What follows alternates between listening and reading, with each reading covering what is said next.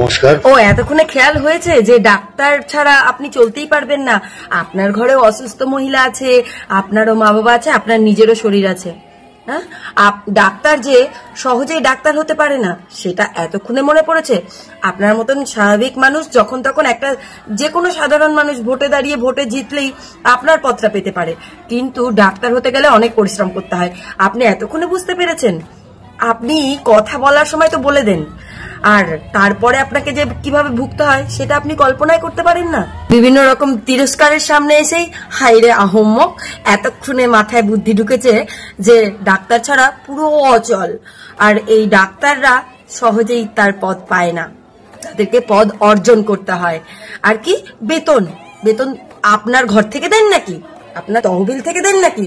সাধারণ মানুষের ট্যাক্স থেকেই তাদেরকে বেতন দেওয়া হয়। সেহেতু অন্যায়ের প্রতিবাদ হবেই, আপনারা রুখতে পারবেন না। যাই হোক, বলে দেখে যাও সবাই কি বলেছেন উনি পিঠ বাঁচানোর জন্য। নমস্কার। গতকাল একটি ধর্ণা মঞ্চে আমি আমার কিছু কমেন্টস আমি করে ফেলি, যার জন্য সেটা অত্যন্ত সমালোচিত হয়, এবং আমি সেই কারণেই আজকে এই ভিডিওটি করছি। আমি প্রথমেই আপনাদেরকে জানাই যে আমি যা বলেছি তার জন্য আমি অত্যন্ত লজ্জিত এবং দুঃখিত, এবং আমি কোনো সাফাই গাওয়ার জন্য আজকে এই ভিডিওটি করছি না। আমি বিশ্বাস করুন, আমি অন্তঃস্থল থেকে আমি বলছি যে এই 18টা দিন আমারও একটি সত্যি আমারও বাড়িতে মা আছেন, মা ছিলেন, আমার স্ত্রী আছেন, আমার সন্তান আছে, এবং আমি সত্যি কথা বলছি যে আমার বাড়িতেও একজন অসুস্থ বৃদ্ধ মানুষ আছেন যাকে মেডিকেল সাপোর্ট দিতে হয়, এবং আমি জানি আমার কাছে যে ডাক্তারের প্রয়োজন কতটা।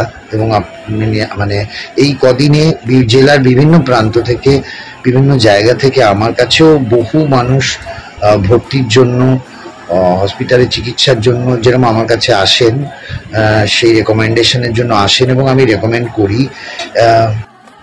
আমি সারা রাতই আমার ফোন খোলা থাকে, এবং রাত্রে বিভিন্ন সময় আমার কাছে আসেন জরুরি ভিত্তিতে, আপৎকালীন ভিত্তিতে যে আমার ভর্তি বা চিকিৎসার জন্য। সেক্ষেত্রে আমিও রেকমেন্ড করি 100 বার। এবং আমি বিশ্বাস করুন,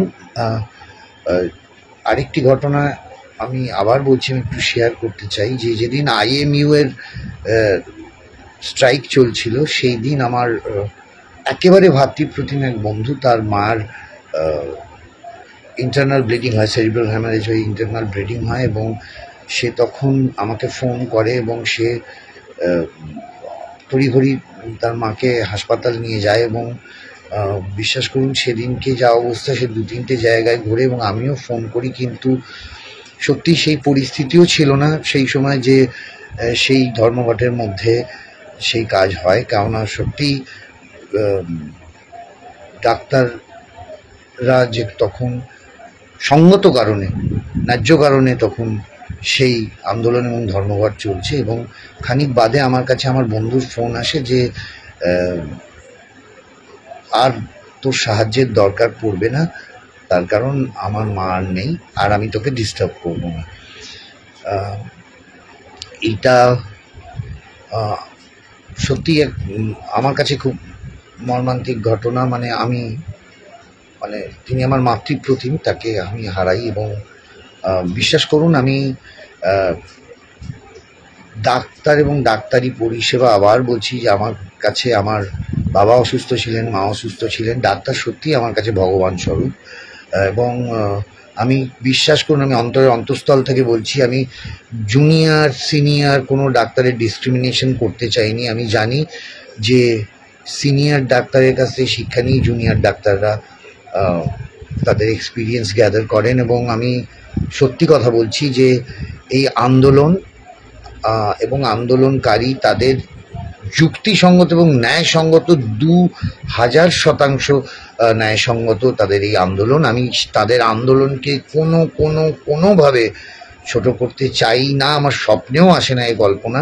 না, আমি শুধু একজন জনপ্রতিনিধি নয়, জনপ্রতিনিধি হিসেবে বলছি না, আমি শিল্পী হিসেবে না, একজন সাধারণ মানুষ হিসেবে বলছি, আমি একজন সন্তানের পিতা হিসেবে বলছি। আমার বাড়িতেও আমি কাউকে বোন, স্ত্রী, কন্যা সবটা নিয়েই বলছি যে আমি বলছি যে রিয়েলি উই ওয়ান্ট জাস্টিস, এবং আমি চাই, এবং আমি অন্তঃকরণ থেকে বলছি যে আমি সব সময় চাই যে দোষীদের শাস্তি হোক, কঠোরতম শাস্তি হোক, দৃষ্টান্তমূলক শাস্তি হোক।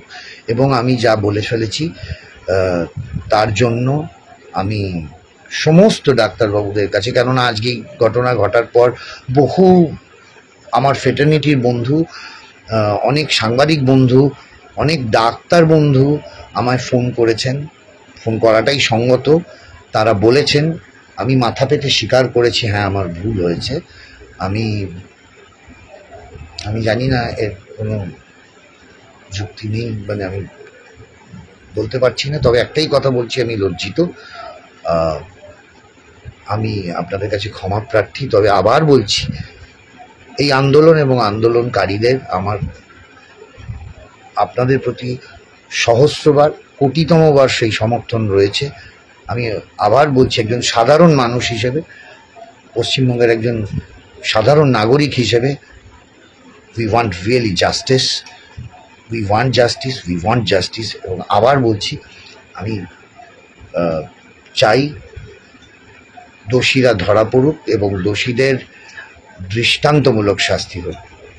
আবার বলছি, আমি ক্ষমার থেকে বড় জিনিস হয় না, আমি সেই ক্ষমাটুকু আপনাদের কাছে ভিক্ষা চাইব। আমি আবার বলবো, আবার চাইব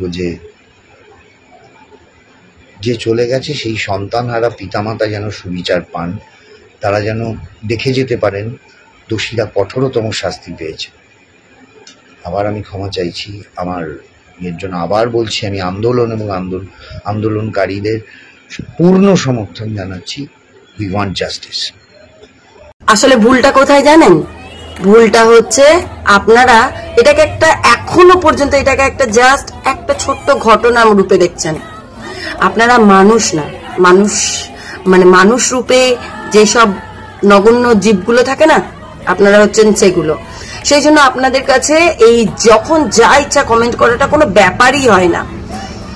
আপনি যাদের সমর্থনে একটা পদে আছেন, তারা পড়াশুনো করে, অনেক পরিশ্রম করে, অনেক রকম ডিগ্রি লাভ করে তারপরে ডাক্তারের পদে যুক্ত হয়ে সরকারি চাকরিতে ঢুকে তারপরে বেতন পাচ্ছেন। সেগুলো আপনারা জানেন না, কারণ ওগুলো তো আপনারা করে আসেননি না। জানবে কি করে? যে যেটা করে সে সেটার মর্ম জানে। আপনারা তো ভোটে দাঁড়িয়েছেন, কোনো যোগ্যতারও দরকার হয় না, মানে যখন ইচ্ছা ভোটে দাঁড়িয়ে পড়েন, আর মুখটা পরিচিত আছে, সবাই ভোট দিয়ে দেয়, আর দাঁড়িয়ে পড়ে মানে জিতেও যান, আর সেটাই আমাদেরকে ভুগতে হয়।